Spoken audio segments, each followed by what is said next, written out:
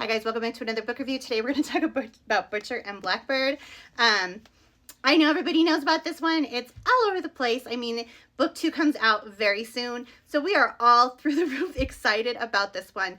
If you've read it, if not, then if not. So here's going to be, I'm going to try to give you a spoiler-free review on this one. So this one, actually, I was expecting this one to be really, really dark and like really gruesome.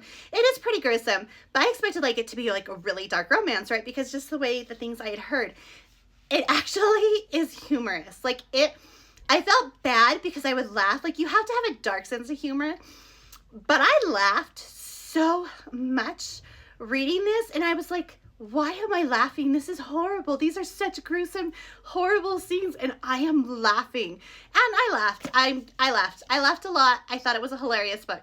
So this one is going to have, everybody said it was super spicy. I actually don't think it's super spicy, but we know I read a lot of smutty books. So to me, this one was not super spicy. I thought it was kind of more mild spice personally, in my opinion. Like I said, the big one is, this one is gory. A lot of people might consider it dark because of the gore, but the gore didn't bother me. Like I said, I read dark romance anyways, and sometimes it can get pretty descriptive on what those morally black or morally gray characters are willing to do for the female main characters. So this one really was not that bad to me. I did adore the characters. I thought they were great. Like I said, the banter is what carries this book. It's got a decent plot. I liked the plot in it. Don't get me wrong. It's got a great plot. But for me, what carried this book was the banter between the main characters. Absolutely loved it. Could not get enough of it. It was great. So a quick overview of this one, if you have not read it, is going to be the female main character. She unalives people for a living who are serial unalivers themselves.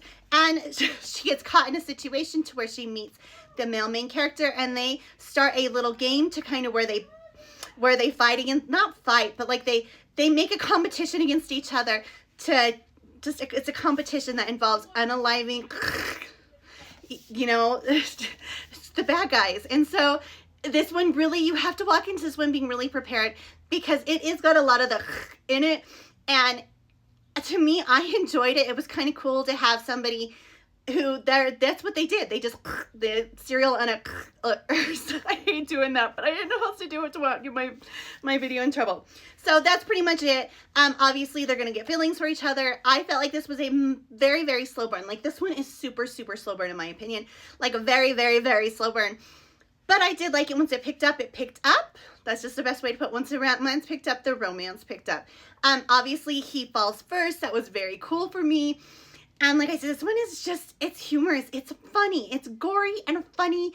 And I loved it. And if you are looking for, and you like the gore, and you like a little bit of the slower burn, and you don't mind some humor, and kind of, you know, stuff like that, then I would check this one out. But again, like I said, I am not going to recommend this to anybody who does not handle gore. If you have a weak stomach, probably not going to be the book for you. If you do not have a weak stomach and you like or don't mind a little bit of gore, then this for sure would be one for you. So if this sounds like something you're into, then I say check it out because I loved it and I think you might too.